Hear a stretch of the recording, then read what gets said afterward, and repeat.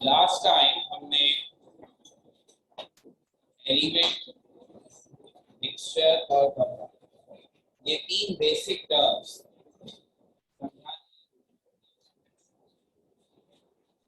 अब तय ये हो गया कि chemistry we gonna study about matter, and matter basically composed of 92 simple forms which are called elements. Everything means everything in our earth, in our world, made up of either the pure element or the chemical combination of elements or the physical combination of elements. तो अब कुछ भी है तो element. तो एक आसान सी बात बनी, should have a chapter chemistry book with 92 chapters. Each chapter belongs to one element. ये रहेगा। अब इससे भी आसान और ऑर्गेनाइज काम करेंगे, लेकिन बहरहाल at the end of the day task यही है, as much as we can. We want to know about the characteristics of all the elements, so that we can better understand whenever they combine physically or chemically, what kind of substances we expect कि ये बनाएंगे। We must know the chemical combination rules. क्योंकि ये भी तय हो गया कि अगर हम एलिमेंट्स को मिलाते हैं तो कभी फिजिकल कॉम्बिनेशन होता है, कभी केमिकल कॉम्बिनेशन होता है। अब सोडियम और क्लोरीन को अगर हम मिलाएंगे तो वो फिजिकली कभी भी नहीं मिलेंगे। These are the kind of element which always combine chemically. जब भी एक दूसरे के करीब आए, एक दूसरे के कैरेक्टरिस्टिक्स को खत्म करके एक नया सब्सटेंस बना देंगे। ये कभी भी फिजिकल कॉम्बिनेशन है। सोडियम क्लोरीन का मिक्सचर नहीं बन सकता। लेकिन यही सॉल्ट पानी में डालते हैं तो वाटर और सॉल्ट कभी भी केमिकल कॉम्बिनेशन नहीं कर सकते। Whenever you drop a spoon of salt in water, घर जाके कर सकते हैं, मैं इसीलिए वो बातें कर रहा हूँ जो आसानी से घर पे हो सकती है। So you will find nothing new. New का मतलब तो ये होना चाहिए ना कि जब नमक को पानी में डालें तो पानी भी गायब, नमक भी गायब, जिन बन जाए और आवाज आए क्या हुक्म है मेरे आका। तो कोई नई चीज बने ना, ऐसा कुछ नहीं होता है। आप पानी में नमक डालकर उसे चखें, फौरन बता देंगे या सर इस पानी में किसी ने नमक डाला है, क्योंकि पानी में नमक का जायका टेस्ट आएगा और पानी पानी जैसा ही लगेगा। तो ना पानी की फिजिकल अपीयरेंस में कोई फर्क पड़ा, लेकिन उसमें नमक मिलने की वजह से नमक की खूबियां भी आ गई। सो सॉल्ट ने भी अपने आप को फिनिश नहीं किया, इट रिटेन्स इट्स कैरेक्टर। तो अब सॉल्ट और पानी कभी केमिकल रिएक्शन नहीं करेंगे, सोडियम और क्लोरीन कभी फिजिकल नहीं करेंगे। तो ये हमें कैसे पता चलेगा कौन किससे फिजिकल कॉम्बिनेशन करेगा और कौन किससे chemical? This is what we call the rules of chemistry. तो ऐसा सीधा सीधा हिसाब नहीं है कि आपने कहा ये आज पहला एलिमेंट पढ़ते हैं, लिख के पढ़ लें, नहीं। इससे टेक्निकल थिंग, इसमें हर चीज की वजह होगी, लॉजिक होगी, रूल्स होंगे, उन्हें फॉलो करेंगे आप तो आपको कम वक्त लगेगा और ज्यादा नॉलेज गेन करेंगे। तो हमें सिस्टमैटिक चलना, ठीक है ना। तो इसका ग्राउंड तैयार हो तो बात शुरू होनी चाहिए एलिमेंट से। और हमें इस बात का ख्याल रखना है कि पूरी 9th में आपको पढ़ा देनी है। सिर्फ उन बातों का रिवीजन जरूरी है जिसके बगैर गुजारा नहीं हो सकता, ठीक है ना। तो अब अगला स्टेप, एलिमेंट्स 92 है, ये बात है उनकी नेचुरल। आप में से कितनों को उनके नाम आते हैं?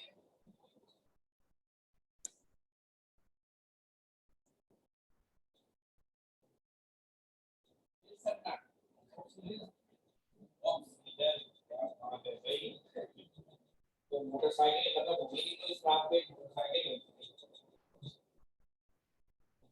तो 92 एलिमेंट्स के नाम हम में से किसी को भी, when I say हम में से किसी को भी नहीं आते, this हम में से included myself also, मैं भी तो इसी कमरे में हूँ। तो अगर आप कहें सर हम तो ठहरे बच्चे, कल के कच्चे, आप तो माशाल्लाह सीनियर, आप सुना दें। शायद मैं 75 74 तक सुना दूं, चलते हैं भूल जाता। तो जब भूल जाते तो पढ़ाऊंगी किस, बाकी नहीं है। आप जैसे बच्चे तब तक दुनिया में हम जैसे पढ़ाते रहेंगे। तो द आंसर इज अगर ये नाम जानना जरूरी हो तो यकीन जानिए 9 का पेपर नहीं दे सकते थे आप बगैर नाम याद। इतनी चीजें और अपने आप से रटवाई हैं तो ये भी करवाते। पहले जो वही नाम याद कर लो इस साल इम्तिहान में आएंगे, चलो भाई लगे पढ़े। It's not necessary. Common element जिनसे हमारा आपका ज्यादातर पाला पड़ता है, मुश्किल से 15 से 20, उनके नाम हो सकता है इस वक्त याद ना आ रहे हो, लेकिन जब हम पढ़े आपको हाँ, उससे ज्यादा की हमें जरूरत है ना। तो जो एलिमेंट जैसे मैंने कहा 18-20 तो ऐसे तो मुझे नहीं आए, तो वो एलिमेंट है जिनकी दुनिया में बहुत ही ट्रेस अमाउंट मौजूद है और यूजुअल केमिस्ट्री में हमें उनकी जरूरत नहीं है। तो वो इतने ज्यादा कॉमन यूज नहीं होते तो सिर्फ हो जाते हैं। जाहिर सी बात है, मैंने कोई एलिमेंट्स के नाम रटे तो नहीं हुए, वो मुझे इसलिए याद है कि मैं फ्रीक्वेंटली उन्हें पढ़ाते हुए यूज करता हूँ, जहन में है, और जिन्हें मैं यूज नहीं करता जहन से निकल जाते हैं। तो अब हमारा इशू ये नहीं है, हमारा इशू ये है कि वो जितने भी एलिमेंट 92 में से जितने भी हम कॉमनली यूज करते हैं, उनका यूज आप खुद सोच सकते हैं कितना एक्सटेंसिव होगा कि जब मैं एलिमेंट पढ़ूंगा तब तो पढ़ ही रहा, जब मैं कंपाउंड पढ़ूंगा तो भी मुझे बताना पड़ेगा कि इस कंपाउंड में किन किन एलिमेंट्स के केमिकल कॉम्बिनेशन क्या है, जब मैं मिक्सचर पढ़ूंगा तो भी मैं यही बताऊंगा कि किन किन एलिमेंट्स के फिजिकल कॉम्बिनेशन से, तो हर चीज में एलिमेंट आ रहा है। So what we decide to have a shortcut for elements reference. हर जगह एलिमेंट का पूरा नाम लिखना बोलना जरूरी नहीं है। So we know that chemistry वालों की अपनी लैंग्वेज है, उस लैंग्वेज में वो ये करते हैं कि एलिमेंट्स को उनके नाम की जगह उनके सिंबल्स के साथ याद करते हैं। So every element is represented by its symbol. हम सब जानते हैं ये क्या है, मेरा नहीं ख्याल किसी को भी याद आता है, लेकिन ऐसा जरूर है कि सिंबल्स में से कुछ सिंबल ऐसे हैं जिनको दोबारा दोहराना इसलिए बहुत जरूरी है कि जब हम केमिस्ट्री की पीक पर पहुंचते हैं और उस मौके पर अगर किसी बच्चे से ये पता चलता है कि उसे तो यही पता कि लेड का सिंबल क्या है, इसलिए फिर वही बात है कि लास्ट साल से लास्ट था कि वो एलिमेंट जिन्हें मैं अपनी किताब में इस्तेमाल करूंगा फर्स्ट ईयर में, वो अपना नाम भूल जाए, नींद में आ जाए आप अगर ये ना भूलें, ऐसा ऐसा। क्योंकि अगर फर्स्ट ईयर का बच्चा किसी आंसर में किसी एलिमेंट के सिंबल को गलत कर देता है तो यूं समझ लीजिए कि उसने केमिस्ट्री के टीचर की गुप्ती रख लगा दी है, इसमें कब जाते हैं। फिर हम ये नहीं देखते कि जो सवाल गलत हुआ है वो 1 नंबर का है, जो सही भी है ना उनके भी नंबर काट देते, इस बच्चे को पास होना ही चाहिए, इस काबिल ही नहीं। तो हमारे लिए वो चीज है, ये सबसे बेसिक थी यार, केमिस्ट्री पढ़ना उसको ये नहीं पता सोडियम का सिंबल ऐसे नहीं होगा। तो ये वो आते हैं जो अब हमें अगर आती है खुशी की बात है, नहीं आती तो अपनी लास्ट। सिंबल हम कहते हैं short form of elements English और लैटिन में। थोड़ी सी इंटरेस्टिंग बात है, अच्छा एक बहाने याद रहेगी। एलिमेंट्स मैंने आपसे कहा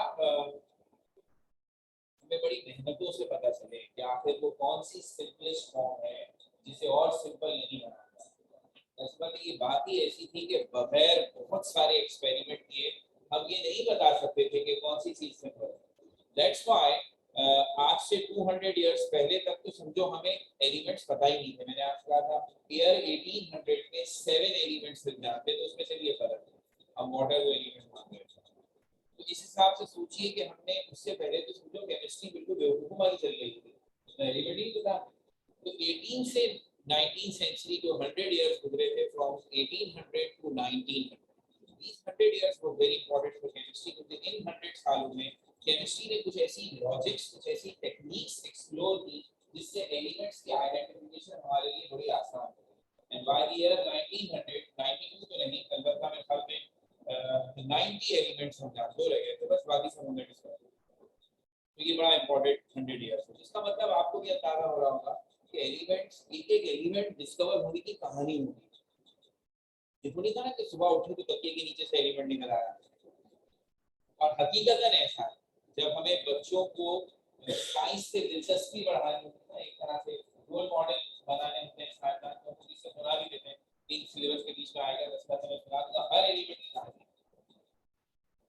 उन्हीं कहानियों में एक इंपॉर्टेंट बात ये है, एलिमेंट का नाम कैसे रखा।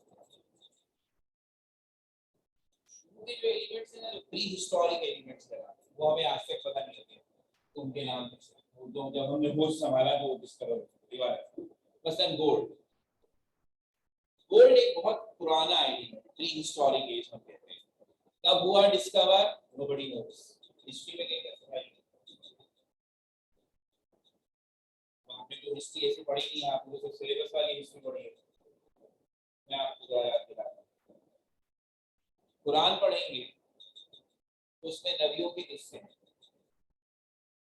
किस्सों से हमारे लिए बड़ी इंपॉर्टेंट बात है कि उसमें जो बातें लिखी गई हैं उसकी ऑथेंटिसिटी में तो किसी को कोई डाउट नहीं होगा।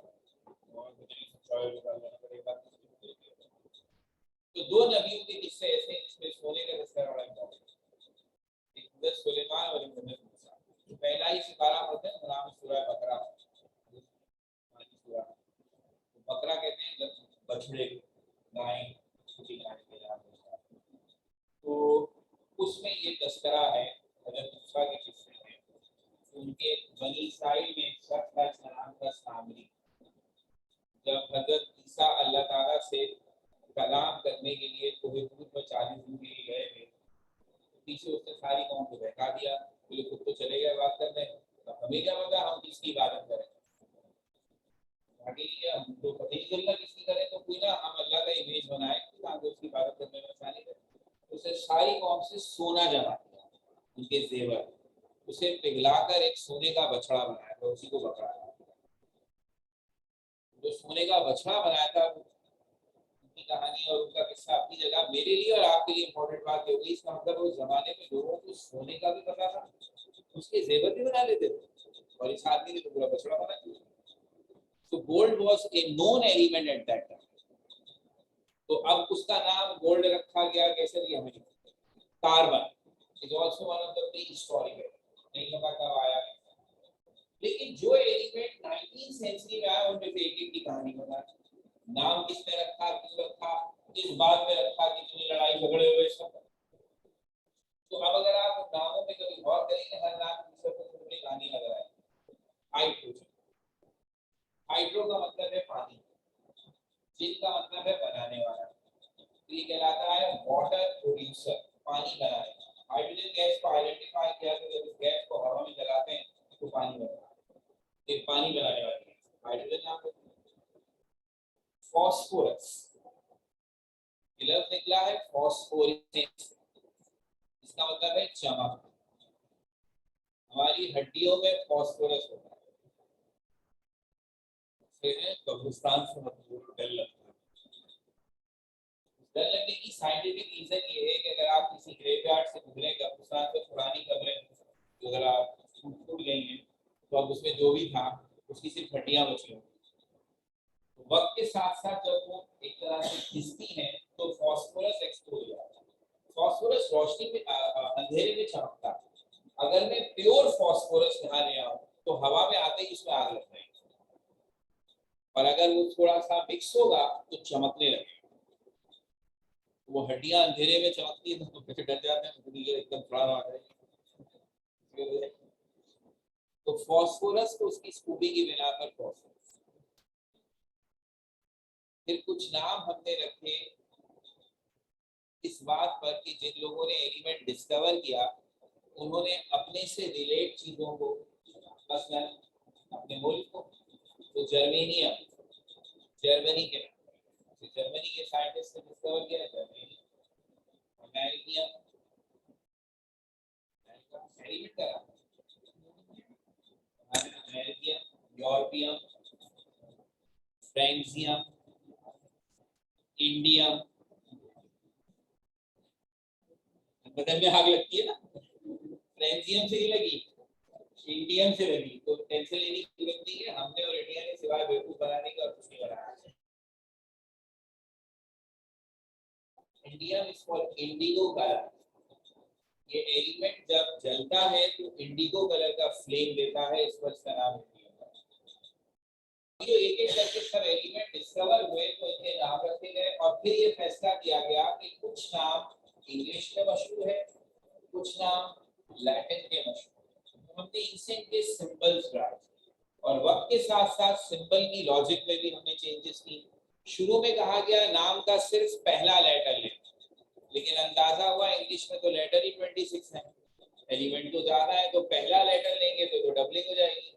तो फिर फैसला हुआ कि आप 2 लेटर ले सकते हैं, एक नाम का फर्स्ट लेटर और एक कोई सा भी दूसरा, not the second, it will be any one after the first.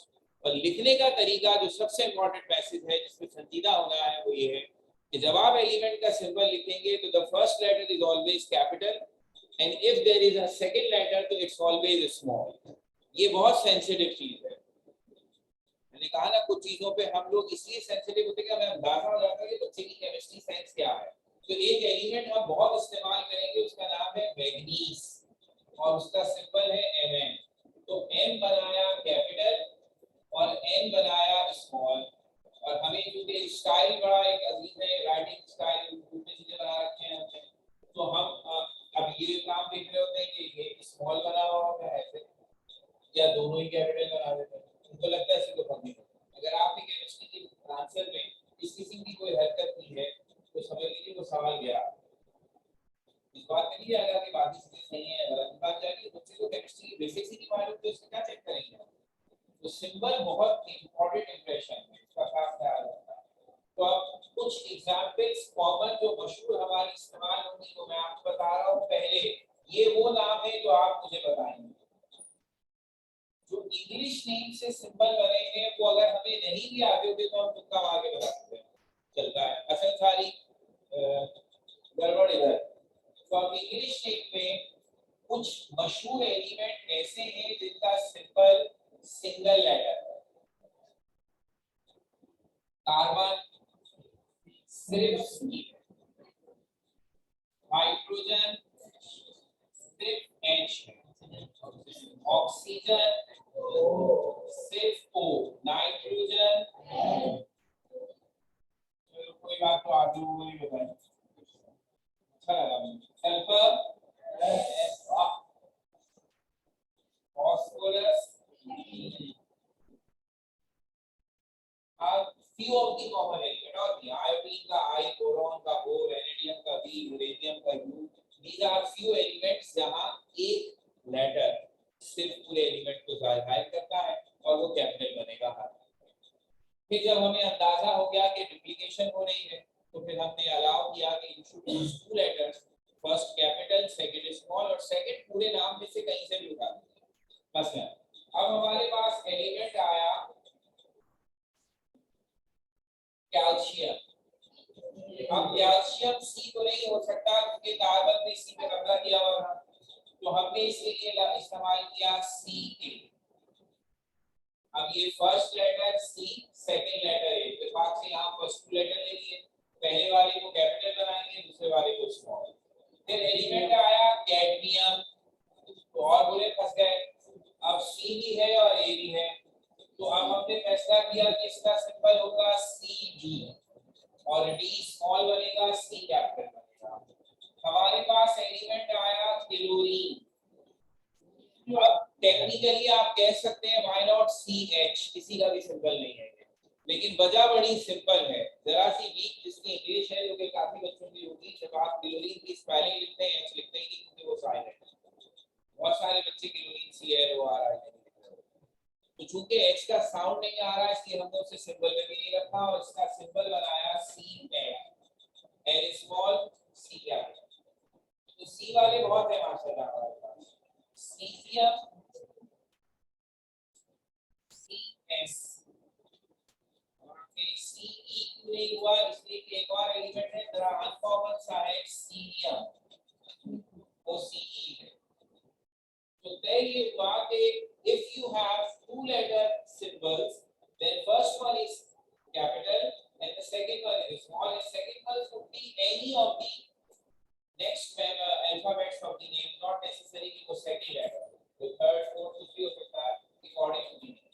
तो अब इसमें और भी हो सकती है एग्जांपल, मैंने सिर्फ इसलिए दी कि ये कॉमन सेंस है। अगर आपने किसी एलिमेंट का नाम नहीं सुना होगा तो भी इंग्लिश नेम से सिंबल फौरन आया था। गड़बड़ और जो असल चीज बतानी है वो ये, इशू ये है कि सिंबल हमने लैटिन नेम का लिया है और नाम हम इंग्लिश वाला यूज करते हैं, इसलिए जो बच्चे तुक्के मारते हैं वो कंफ्यूज हो जाते हैं। तो लैटिन नेम्स में भी ऐसा है कि कुछ सिंगल लेटर है और कुछ डबल लेटर। सिंगल लेटर में सबसे मशहूर एग्जांपल है पोटेशियम। अब पूरे पोटेशियम में पी से शुरू हुआ, पी फास्फोरस का, पीओ पोलोनियम का, पीई प्लैटिनम का। तो फॉर पोटेशियम को गुस्सा आ गया, ठीक है मेरी बेइज्जती। तो पोटेशियम का लैटिन नेम उतना ही मशहूर था, हमारे यहाँ नहीं है क्योंकि हम पोटेशियम पोटेशियम करने के आदी हो गए, लेकिन इसका लैटिन नेम भी काफी मशहूर है और वो है केलियम। उससे हमने इसका सिंबल निकाला के। तो अब अगर आप केलियम नाम यूज कर रहे हैं तो आप तुक्के में के कह सकते हैं, लेकिन मैं ना यूज पोटेशियम जो कि मैं करूंगा हमेशा, तो अक्सर बच्चे सिंबल में कंफ्यूज है। तो इसलिए पोटेशियम सबसे कॉमन एलिमेंट होगा जो हम यूज करेंगे बहुत ज्यादा, तो हम इसे कोई ना भूलेंगे, इसका सिंबल के होगा जो उसके पूरे नाम में नहीं है पोटेशियम। इसी तरह एक और मशहूर एलिमेंट है टंगस्टन।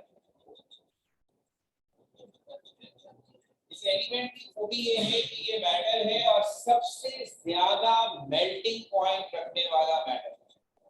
इस प्रॉपर्टी की बिना पर हम इसे बल्ब के फिलामेंट में इस्तेमाल करते हैं। ये मैंने इसलिए कहा कि अब हम बल्ब भी इस्तेमाल नहीं करते, तो टेक्नोलॉजी अच्छी हो गई है तो एनर्जी सेवर यूज होता है, डिफरेंट लॉजिक। अदरवाइज बल्ब अभी भी सबने देखे होते हैं घरों में, ऐसा नहीं है। तो उसमें इस तरह से यहाँ एक स्प्रिंग सा लगा हुआ है, बेसिकली ये स्प्रिंग ग्लो करता है। ये स्प्रिंग जिस मेटल का बना होता है वो है टंगस्टन। तो ये टंगस्टन का सिंबल है W, क्योंकि इसका लैटिन नेम है वुल्फ्रैम।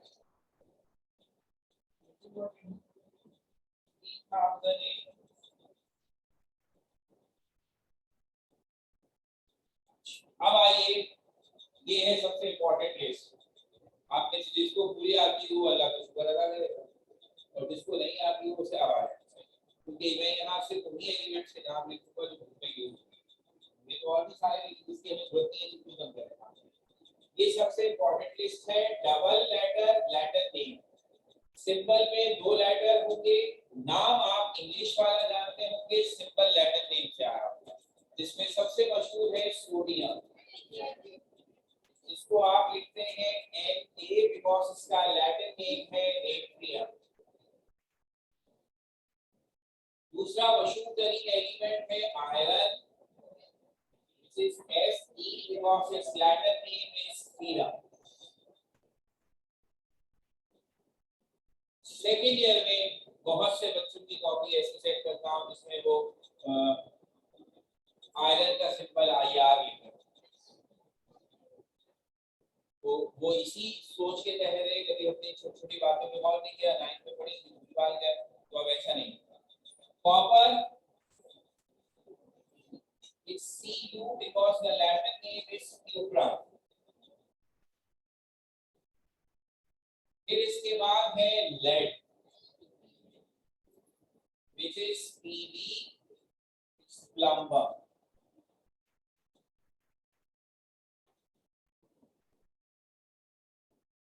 कहाँ इस्तेमाल होता है लेड?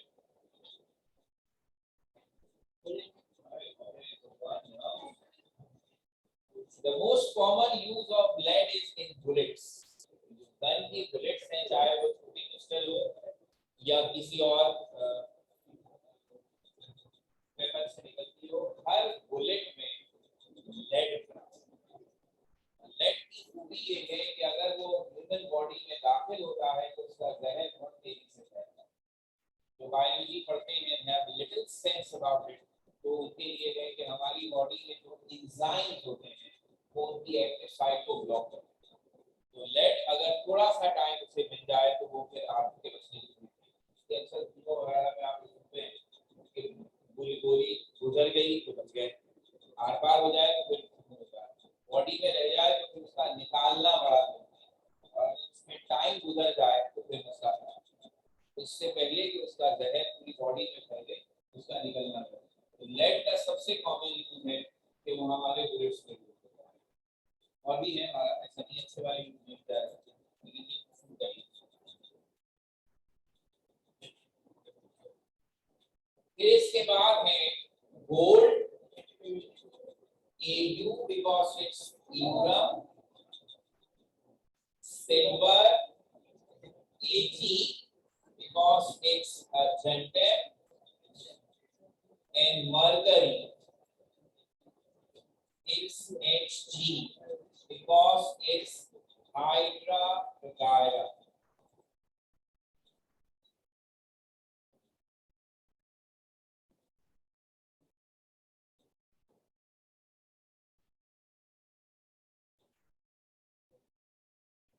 Antimony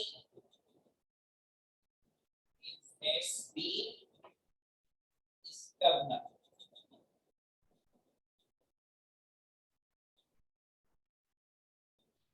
अब ये 8 है जो आपके सामने है,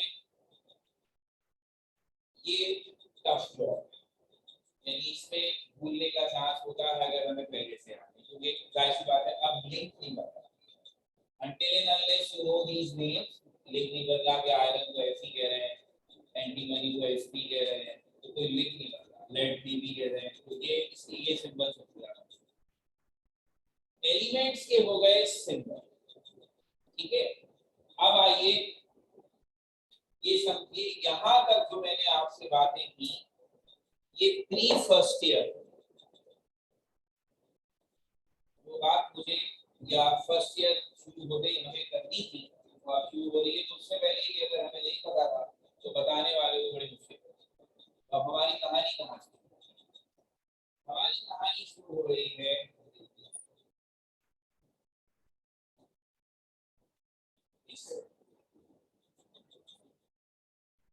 क्या लिखा, आप बताएंगे क्या है?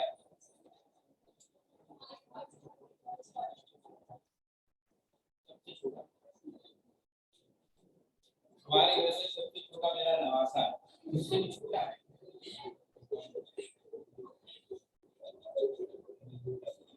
अब क्या कहते सबसे छोटा,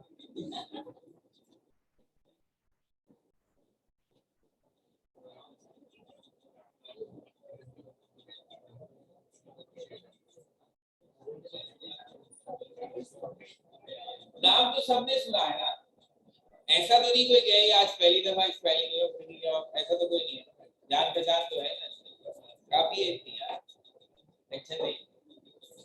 वो खुद को साइंसदान कहते हैं, उनको ना पता चला आज तक क्या है, आप तो फिर बच्चे हैं, टेंशन का नहीं, अभी तक लगे बड़े इस बारे।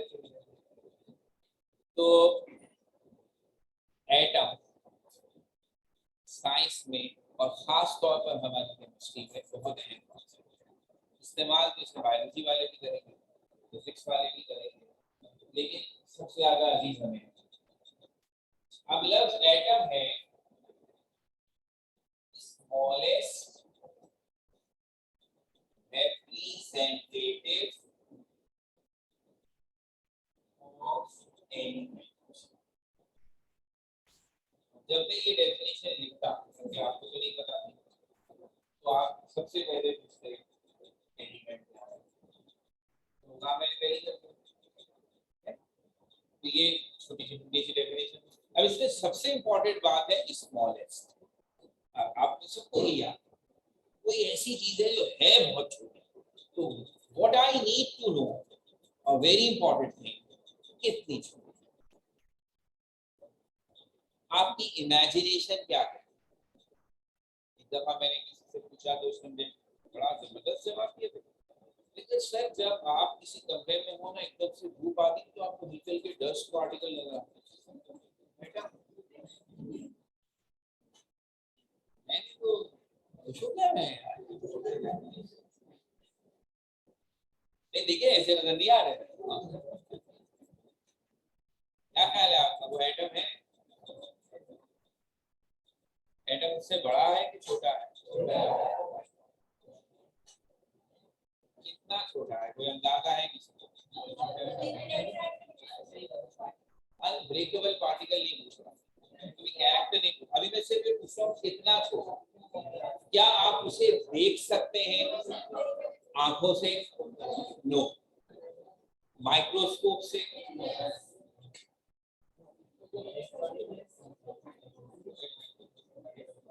अभी जो माइक्रोस्कोप से भी नहीं देख सकते वो कौन कौन है, अगर हाथ खड़े हैं, जिनका माइक्रोस्कोप एटम नहीं दिखा रहा।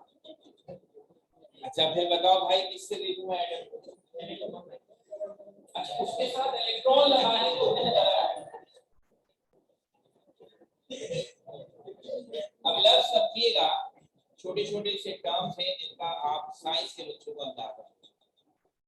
हमारी आंखें ह्यूमन विजिबिलिटी मिलीमीटर तक की चीजों को देख सकते हैं।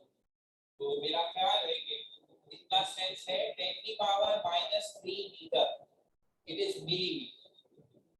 ये है जो हमारी ह्यूमन विजिबिलिटी 6/6 जिसकी आंखें वो देख सकते हैं। मैट्रिक में आपने इंस्ट्रूमेंट यूज किया, प्रैक्टिकल कर रहे होंगे, स्क्रू गॉज है प्रैक्टिकल, माइक्रोमीटर, नाइफ तो था तो नहीं ना, वैसे बोले पता नहीं भविष्य है, वो मिलीमीटर नोट करता है। तो आपके पास का जो सर्कुलर स्केल होता है जिसके ऊपर 100 लाइंस बनी होती है, जो घूम रहा होता है, उसमें एक लाइन के बीच में मिलीमीटर का डिस्टेंस है।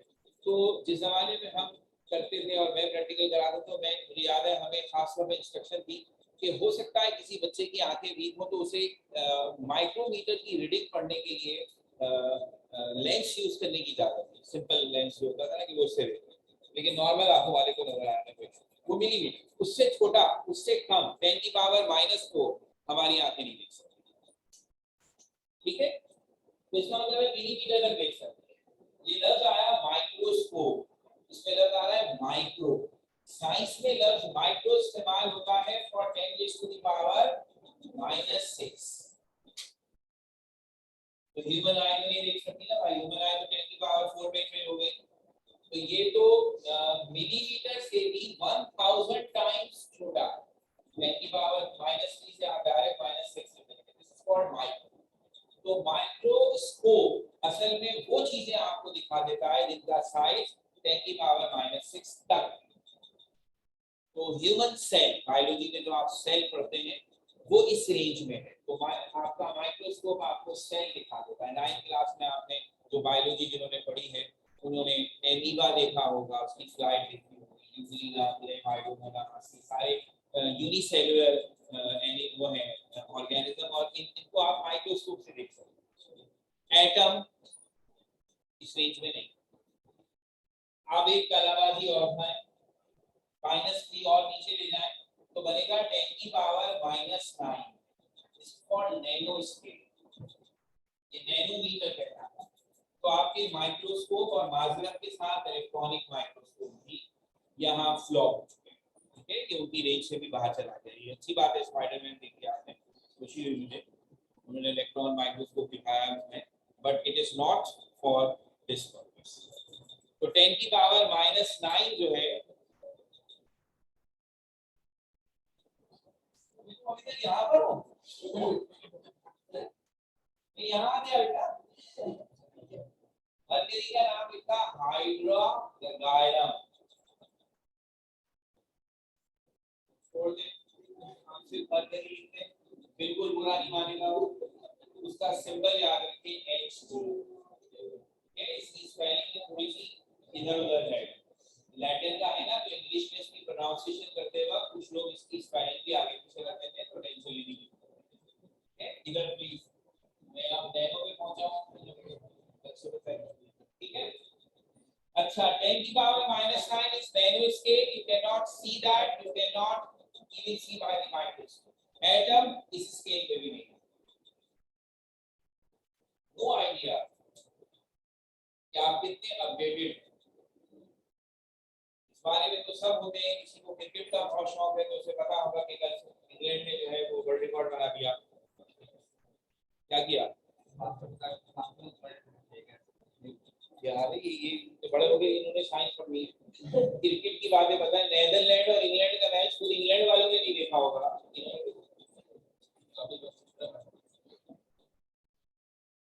इनसे पूछो गेम्स के बारे में बता देंगे, इनसे पूछो अगली फिल्म कौन सी आ रही है, डॉक्टर स्ट्रेंज,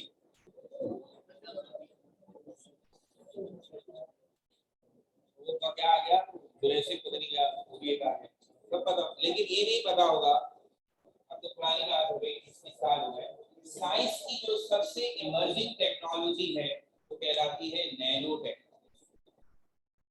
साइंस पूरी बन गई, नैनो केमिस्ट्री, नैनो फिजिक्स। तो नैनो टेक्नोलॉजी इस वक्त सबसे इमर्जिंग टेक्नोलॉजी है, जिससे ही हम सुपर कंप्यूटर बनाने की बातें कर रहे हैं। यानी ये केमिस्ट्री का वो हिस्सा है जो आईटी की फील्ड को सपोर्ट करेगा, और जो हम सबसे ज्यादा मास्टर कंप्यूटर और सुपर कंप्यूटर बनाने की बातें कर रहे हैं, अजीब अजीब कहानियां सारी यही से। तो नैनो ट्यूब्स कभी पढ़िएगा, आपको अंदाजा होगा कितनी जबरदस्त है। ये सारी यहाँ आ रही, एटम नहीं है, ये अभी एटम इससे भी छोटा है। तो एटम का साइज इससे 1 सीढ़ी नीचे है, 10 की पावर -9, ये नैनो स्केल से भी नीचे। तो अब आंखों से देखने वाला तो मेरे ख्याल में ये थॉट हो गया, माइक्रोस्कोप सारे यहाँ खत्म हो गए, यहाँ तक कुछ नहीं पहुंचा।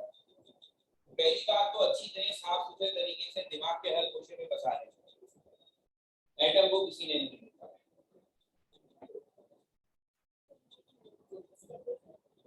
Full stop.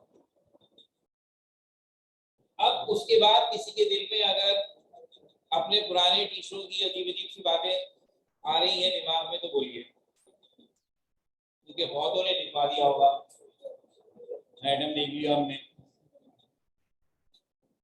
एटम देख लिया। अब कहानी ये है, हमारे पास ब्लाइंड लोग, उनको नजर नहीं आता, तो किताबें कैसे पढ़ते हैं? ब्रेल्स समझते हैं, ब्रेल्स क्या होता है?